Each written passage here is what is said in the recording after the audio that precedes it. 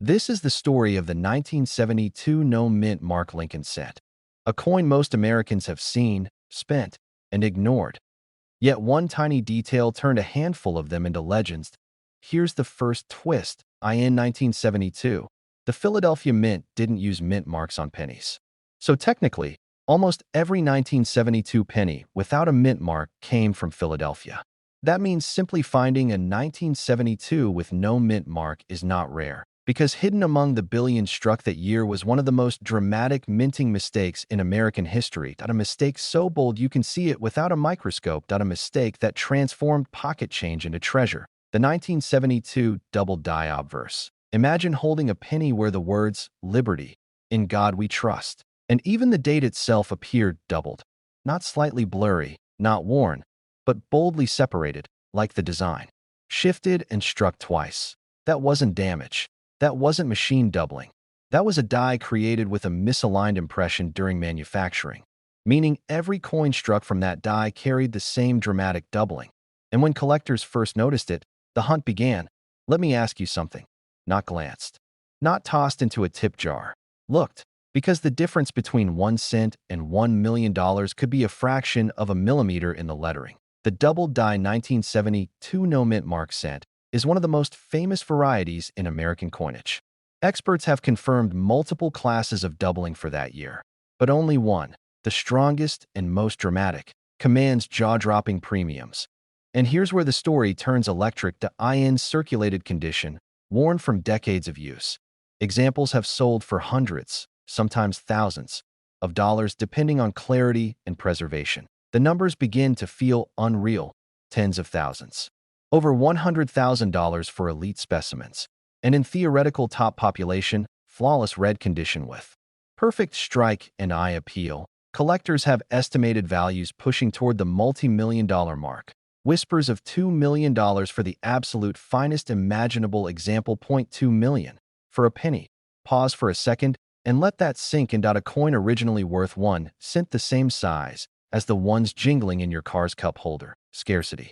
Condition. Demand. But more importantly, awareness, because the vast majority of 1972 pennies were spent without a second thought. Many of the double die examples likely circulated for years before anyone noticed. Some were lost, some were damaged, some are still out there, waiting to. Here's what makes this even more thrilling. The doubling on the major 1972 variety is strong enough to see with the naked eye. You don't need laboratory equipment. You don't need X-ray scanners. A simple magnifying glass will do. Look closely at the date. Is the 1, 9, 7, and 2 distinctly doubled? If the answer is yes, your pulse should quicken, because you may not be holding copper. You may be holding opportunity. And here's another twist most people never hear. Not all doubling is valuable. Machine doubling, a common effect caused by vibration during striking, can look similar to beginners.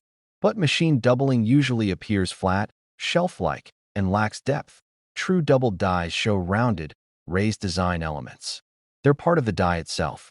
Permanent. Intentional in their error. That it's the difference between disappointment and destiny. Now imagine this scenario, that it's late evening. You're sorting through an old jar of coins inherited from a parent or grandparent. The pennies spill across the table. You almost don't check them. After all, they're just cents. But curiosity wins. You pick up a 1972.no mint mark. You tilt it under the light. And suddenly, the letters look strange, thicker, split, doubled. Your heart skips. Because in that moment, you're no longer holding loose change, that you're holding a story. The 1972 double die cent became famous because the error was so dramatic. It wasn't subtle. It wasn't microscopic. It was bold enough that everyday Americans started spotting them in circulation. Collectors scrambled. Dealers raised offers. Price guides adjusted upward year after year. And as the finest examples were certified and graded by professional services, competition intensified. High-grade red specimens, coins retaining their original bright copper color without browning, became especially coveted. Condition in numismatics is ruthless. A tiny scratch can mean thousands lost. A single carbon spot can slash value. But perfection commands premiums that feel surreal. That's how a humble penny crosses into 6 figures. And that's how whispers of 7-figure potential enter the conversation when discussing absolute top condition. Now here's something else few people consider that in 1972, over 5 billion pennies were struck in Philadelphia alone. That sounds overwhelming. It sounds like rarity would be impossible, but error dies are limited. Once discovered, they're pulled. Production stops, which means only a small fraction of those billions carried the dramatic double die, scarcity within abundance. Hidden among mountains of normal coins, that's what makes the hunt intoxicating. And this isn't ancient history. It's not buried in a shipwreck or locked in a museum. It's modern coinage. Your parents handled these. You handled these, which means they're still within reach. Let me ask you something bold. This is where urgency meets opportunity, because every year, coins are lost, damaged, melted, or forgotten.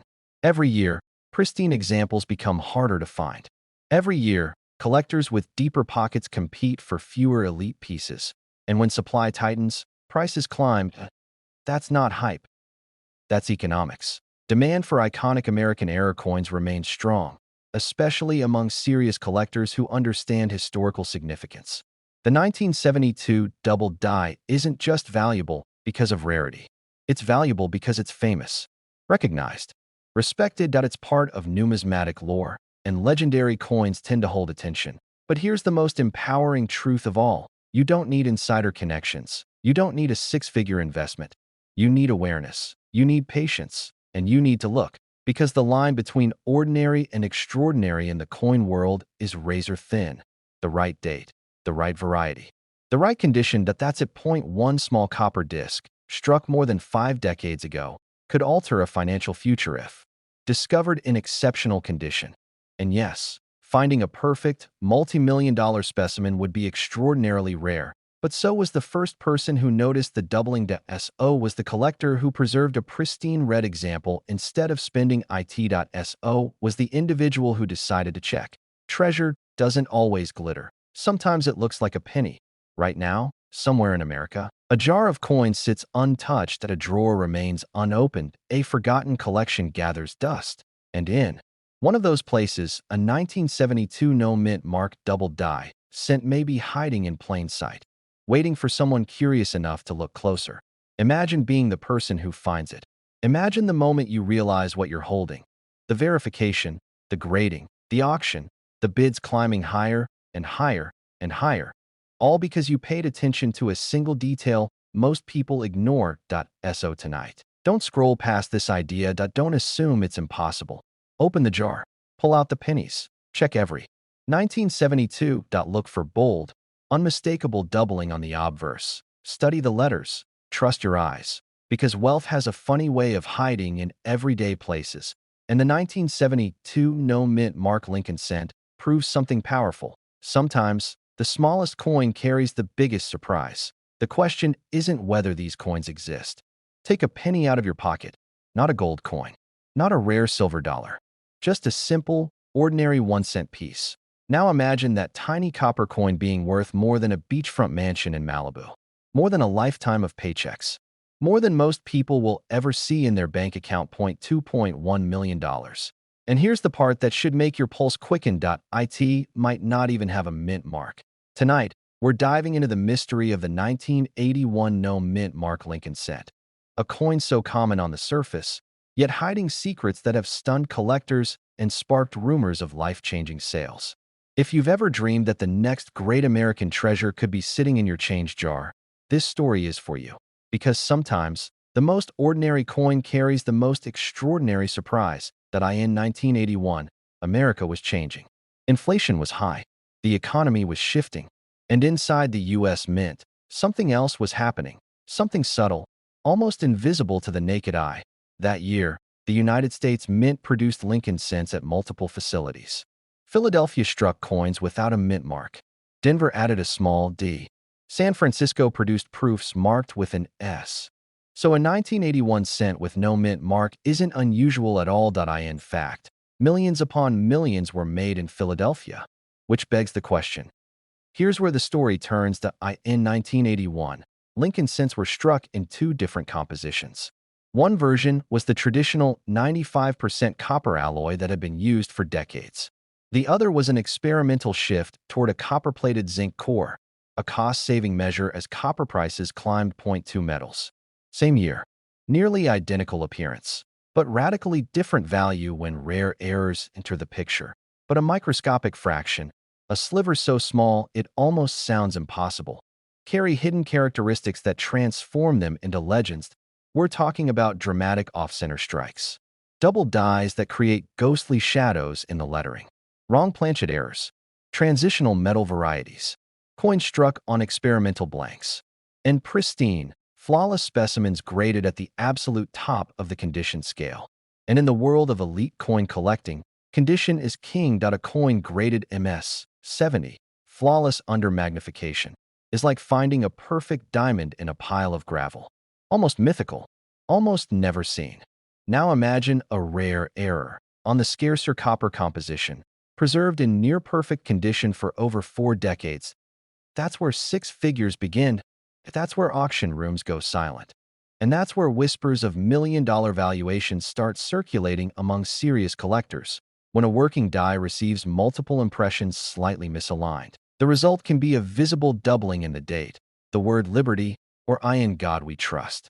To the untrained eye, it might look like machine damage.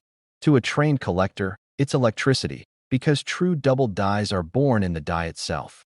Every coin struck from that die carries the same anomaly.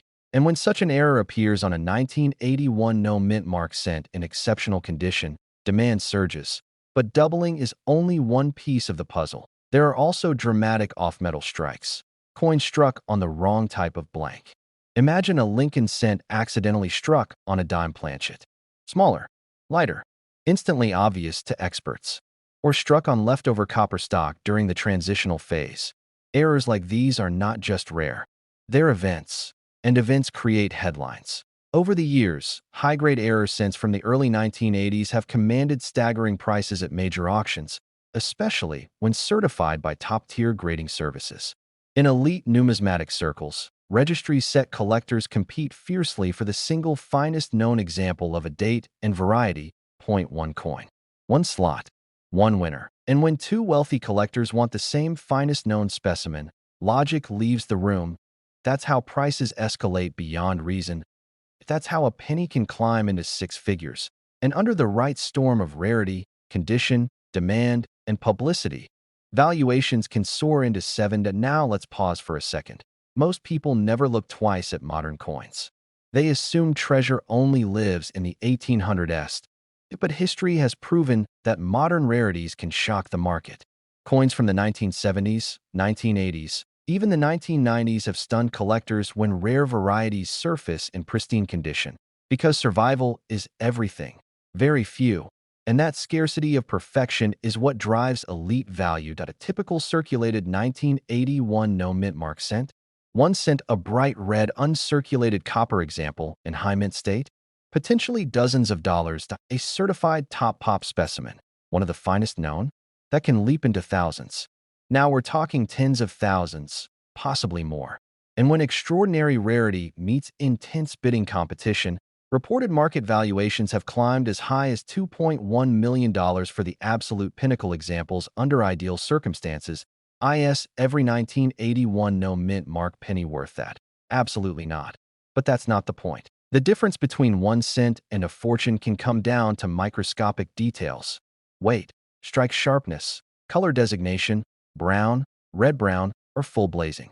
Red, die markers, alignment, surface preservation. One tiny shift at the mint over 40 years ago can echo into life-changing money today.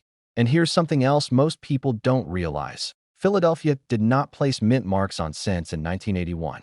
So a missing mint mark isn't automatically an error.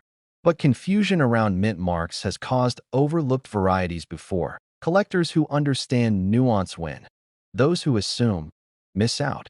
First, examine the date under magnification. Look for strong, separated doubling. Not just blurry edges, but clear secondary images. Second, weigh the coin. A copper 1981 cent should weigh around 3.11 grams. A zinc version around 2.5 grams. A deviation could signal something unusual. Cleaning destroys value instantly. Fourth, check for off-center strikes, clipped planchets, or misaligned dies. And most importantly, never assume a modern coin can't be rare, because markets evolve. When collectors build registry sets, They crave the finest known example of every date. Even common dates become battlegrounds at the highest grade levels. Imagine owning the single best 1981 no-mint mark cent known to exist. Imagine two determined collectors fighting over it at auction. Imagine your 1-cent coin transforming into a headline. This is not fantasy.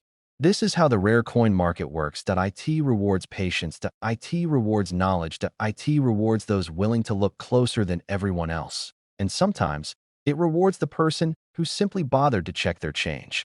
Think about that. A coin struck in 1981, possibly handed to someone at a gas station, dropped in a drawer, forgotten for decades, then rediscovered, then authenticated, then graded, then placed under auction lights as bidders raise paddles. And suddenly, that quiet copper disc becomes the center of attention. That's the magic of numismatics. Ordinary objects, extraordinary outcomes. Now here's the twist most people miss. The real treasure isn't just the coin. It's awareness. Because once you understand that even a modern no-mint mark penny can hold hidden potential, you start looking at every coin differently. You slow down. You examine. You weigh. You question. And that shift alone puts you ahead of millions who never look twice. The American dream has always been about opportunity hiding in plain sight. Gold rush rivers, oil fields under farmland, and yes, rare coins in pocket change. The 1981 no-mint mark Lincoln cent may be common by mintage. But in the razor-thin world of elite condition and dramatic errors, common can become legendary. So tonight, open that jar. Pull out every 1981 penny you can find. Check the mint mark, or lack of one. Study the surfaces. Look for doubling. Weigh them carefully, because somewhere in America, someone is holding a coin they believe is worth 1 cent, when it could be worth a small fortune. And the only difference between them and the next auction headline is knowledge.